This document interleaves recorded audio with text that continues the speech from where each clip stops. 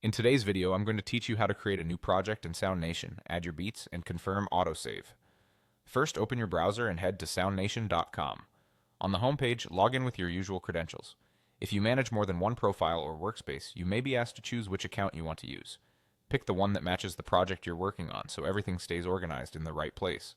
Once you're in, you'll land on your dashboard, which is the central hub for all your projects. From the dashboard, you can either create a brand new project or open an existing one. If you're starting fresh, look for the option to create a new project. You may be prompted to give it a name or basic details.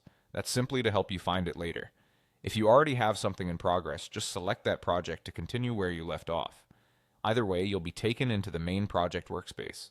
Inside the project, add your beats and any other assets you want to work with. You can upload files from your device or bring in elements you've already stored in your account. Take a moment to place your tracks where you want them and make any initial adjustments. The key thing to know here is that Soundation includes an autosave feature. That means as you make changes like importing a beat, arranging clips, or tweaking settings, the platform automatically saves your progress in the background. You don't need to hunt for a save button every few minutes.